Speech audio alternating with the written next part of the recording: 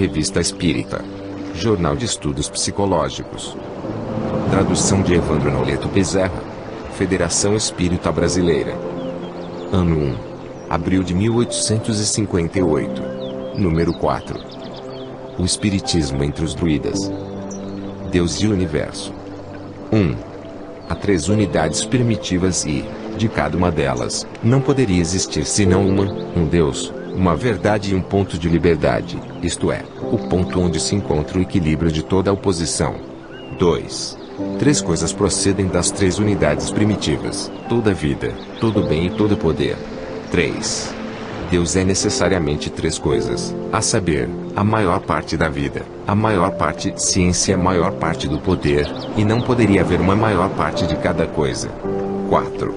3 coisas que Deus não pode deixar de ser: o que deve constituir o bem perfeito, o que deve querer o bem perfeito e o que deve realizar o bem perfeito. 5. 3 garantias do que Deus faz e fará: seu poder infinito, sua sabedoria infinita, seu amor infinito, porquanto nada que não possa ser efetuado, que não possa tornar-se verdadeiro e que não possa ser desejado por um atributo. 6. 3 fins principais da obra de Deus, como Criador de todas as coisas: diminuir o mal, reforçar o bem e pôr em evidência toda a diferença, de modo que se possa saber o que deve ser ou, ao contrário, o que não deve ser. 7. 3 coisas que Deus não pode deixar de conceder: o que há de mais vantajoso, o que há de mais necessário e o que há de mais belo para cada coisa. 8. 3 poderes da existência: não poder ser de outro modo, não ser necessariamente outro e não poder ser melhor pela concepção, e é nisso que está a perfeição de todas as coisas. 9. 3 coisas prevalecerão necessariamente: o supremo poder, a suprema inteligência e o supremo amor de Deus. 10. As 3 grandezas de Deus: vida perfeita, ciência perfeita, poder perfeito. 11. 3 causas originais dos seres vivos: o amor divino, de acordo com a suprema inteligência, a sabedoria suprema, pelo conhecimento perfeito de todos os meios, e o poder divino, de acordo com a vontade, o amor e a sabedoria de Deus. Os 3 círculos. 12. Há 3 círculos de existência: o círculo da região vazia, seu Kant, onde, exceto Deus, não há nada vivo, nem morto e nenhum ser que Deus não possa atravessar; o círculo da migração, a Brede, onde todo ser animado procede da morte e o homem o atravessou; e o círculo da felicidade, Guefide, onde todo ser animado procede da vida e o homem o atravessará no céu. 13. 3 estados sucessivos dos seres animados: o estado de descida no abismo, Anolfim, o estado de liberdade na humanidade e o estado de felicidade no céu. 14. 3 fases necessárias de toda existência em relação à vida: o começo em Anolfim, a transmigração em Abrede e a plenitude em Guenfide, e sem essas 3 coisas nada pode existir, exceto Deus. Em resumo, sobre esse ponto capital da teologia cristã, assim como Deus, em seu poder criador, tira as almas do nada, as tríades não se pronunciam de maneira precisa. Depois de terem revelado Deus em sua esfera eterna e inacessível, elas mostram simplesmente as almas originando-se nas camadas mais profundas do universo, no abismo, Anolfim. Daí passam para o círculo das migrações, a Brede, onde seu destino é determinado através de uma série de existências, conforme o bom ou mau uso que hajam feito de sua liberdade, e, por fim, elevam-se ao círculo supremo, Guefide, onde as migrações cessam, onde não mais se morre e onde a vida transcorre em completa felicidade, em tudo conservando sua atividade perpétua e a plena consciência de sua individualidade. Seria preciso, com efeito, que o druidismo caísse no erro das teologias orientais, que levam o homem a ser finalmente absorvido no seio imutável da divindade, porquanto, ao contrário, distingue um círculo especial, o círculo do vazio ou do infinito, seu Gant, que forma o privilégio incomunicável do Ser Supremo e no qual nenhum ser, seja qual for o seu grau de santidade, jamais poderá penetrar. É o ponto mais elevado da religião, visto marcar o limite fixado ao progresso das criaturas. O traço mais característico dessa teologia, se bem seja um traço puramente negativo, consiste na ausência de um círculo particular, tal qual o Tártaro da antiguidade pagã, destinado à punição sem fim das almas criminosas. Entre os druidas, o inferno propriamente dito não existe. A seus olhos, a distribuição dos castigos efetua-se, no círculo das migrações, pelo comprometimento das almas em condições de existência mais ou menos infelizes, onde, sempre senhoras de sua liberdade, espiam suas faltas pelo sofrimento e se predispõem, pela reforma de seus vícios, a um futuro melhor. Em certos casos pode mesmo acontecer que as almas retrogradem até aquela região do Enolfim, onde se originam e a qual quase não se pode dar outro significado senão da animalidade. Por esse lado perigoso, a retrogradação, que nada justifica, visto que a diversidade das condições de existência no círculo da humanidade é perfeitamente suficiente à penalidade de todos os graus, o druidismo teria, então, chegado a resvalar até a metempsicose. Mas esse extremo deplorável, ao qual não conduz nenhuma necessidade da doutrina do desenvolvimento das almas pela vida das migrações, como se verá pela série de tríades relativas ao regime do círculo de Abred, parece ter ocupado, no sistema da religião, apenas um lugar secundário. Salvo algumas obscuridades, que talvez resultem de uma língua cujas sutilezas metafísicas não nos são ainda bem conhecidas, as declarações das tríades relativas às condições inerentes ao círculo de Abred espargem as mais vivas luzes sobre o conjunto da religião druídica. Respira-se aí um sopro de superior originalidade. O mistério que oferece à nossa inteligência o espetáculo de nossa existência atual adquire nela uma feição singular, que não se encontra em parte alguma. Dir-se-ia que um grande véu, rompendo-se antes e depois da vida, permite à alma navegar, de repente, com uma força inesperada, através de uma extensão indefinida de que ela própria jamais suspeitou, em virtude de seu encarceramento entre as espessas portas do nascimento e da morte. Seja qual for o julgamento ao que cheguemos, quanto à verdade dessa doutrina, não podemos deixar de convir que é poderosa. Refletindo sobre o efeito que esses princípios inevitavelmente deviam produzir sobre as almas ingênuas, sua origem e seu destino, é fácil dar-se conta da imensa influência que os druidas haviam naturalmente adquirido sobre o espírito de nossos antepassados. Em meio às trevas da antiguidade, esses ministros sagrados não podiam deixar de aparecer, aos olhos das populações, como os reveladores do céu e da terra. Eis o texto notável de que se trata. O Círculo de Abred. 15. 3 coisas necessárias no Círculo de Abred, o menor grau possível de toda a vida e, daí, o seu começo, a matéria de todas as coisas e, daí, o crescimento progressivo, que só se realiza no estado de necessidade, e a formação de todas as coisas da morte e, daí, a debilidade das existências. 16.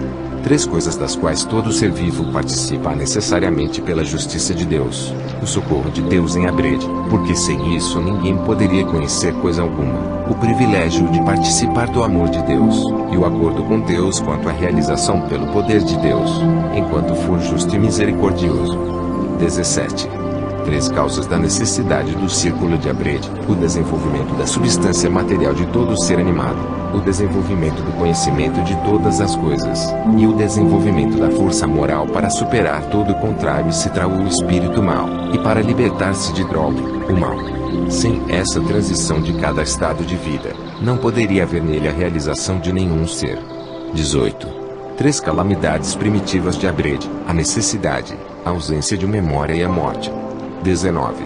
3 condições necessárias para chegar-se à plenitude da ciência: transmigrar em Abred, transmigrar em Gwenfid, e recordar-se de todas as coisas passadas, até em Nolfin. 20. 3 coisas indispensáveis no círculo de Abred: a transgressão da lei, visto não poder ser de outro modo, a liberação pela morte anti-Drog, e se traú, o crescimento da vida e do bem pelo afastamento de Drog na liberação da morte, e isso pelo amor de Deus, que abrange todas as coisas. 21. 3 meios eficazes de Deus em Abred para dominar Drog e Citraú e superar sua oposição em relação ao círculo de Gwyfid: a necessidade, a perda da memória e a morte. 22. 3 coisas são primitivamente contemporâneas: o homem, a liberdade e a luz. 23. 3 coisas necessárias ao triunfo do homem sobre o mal: a firmeza contra a dor, a mudança, a liberdade de escolha, e com o poder que o homem tem de escolher, não se pode saber antecipadamente para onde irá. 24. 3 alternativas oferecidas ao homem: Abred e Gwyfid, necessidade e liberdade, mal e bem, o todo em equilíbrio, e pode o homem à vontade ligar-se a um ou outro. 25.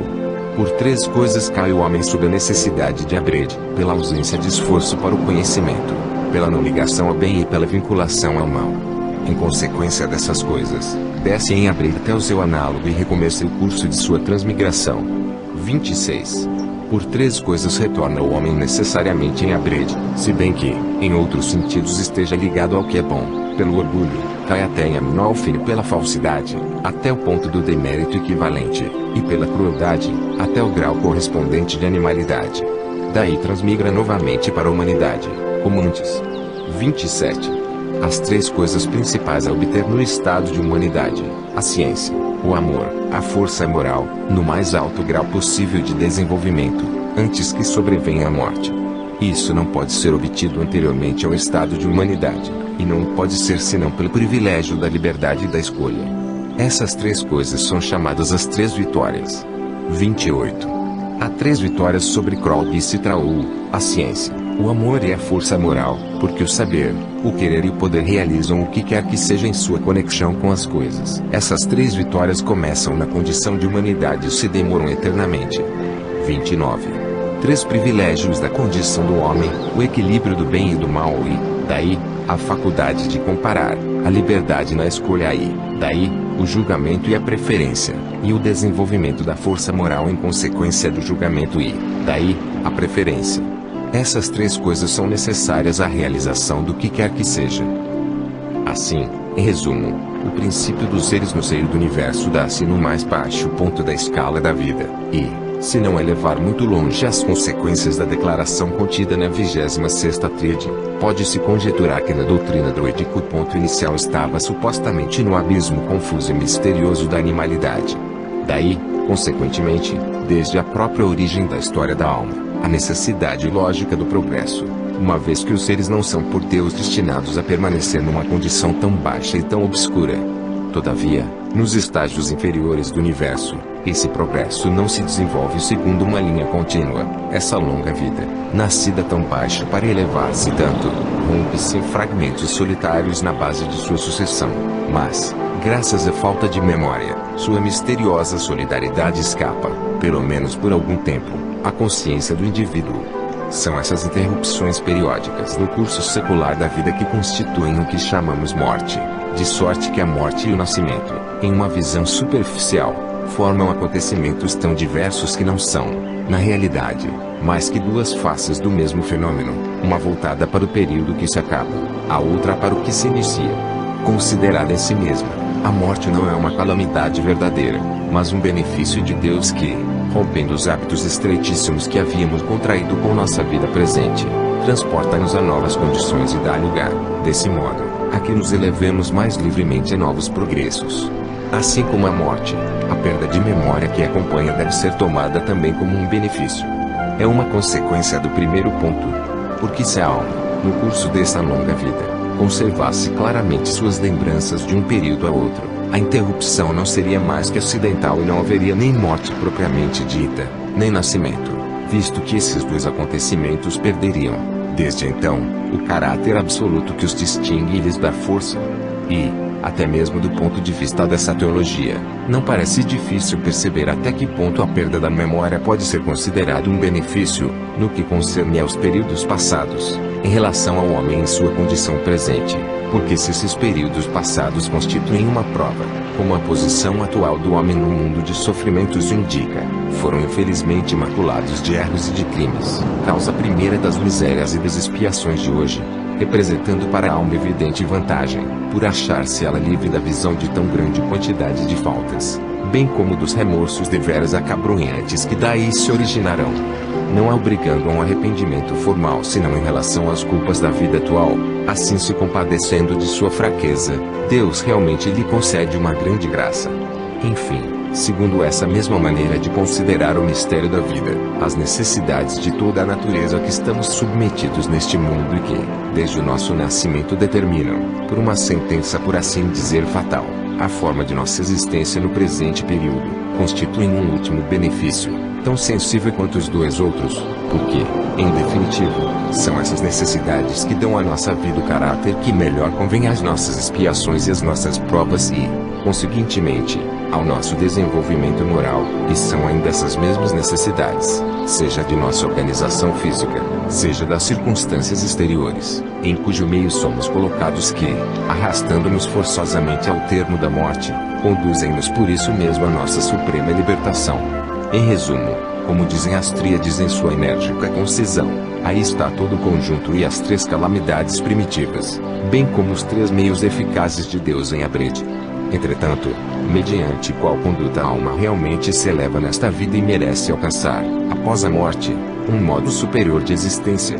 A resposta que dá o cristianismo a essa questão fundamental de todos conhecida, é sob a condição de destruir em si o egoísmo e o orgulho, de desenvolver, na intimidade de sua substância, os valores da humildade e da caridade, únicos eficazes e meritórios perante Deus. Bem-aventurados os brandos, diz o Evangelho, bem-aventurados os humildes. A resposta do druidismo é bem de ver se contrasta claramente com esta última. Segundo suas lições, a alma se eleva na escala das existências com vistas a fortificar a sua personalidade, através do trabalho sobre si mesma, resultado que naturalmente obtém pelo desenvolvimento da força do caráter, aliada ao desenvolvimento do saber. É o que exprime a 25ª tríade, que declara que a alma recai na necessidade de transmigrações, isto é, nas vidas confusas e mortais, não só por alimentar as más paixões, como, também, pelo hábito da tibieza no cumprimento das ações justas e pela falta de firmeza no apego ao que prescreve a consciência, numa palavra, pela fraqueza de caráter. E, além dessa falta de virtude moral, a alma é ainda retida em seu progresso em direção ao céu, pela falta de aperfeiçoamento do espírito.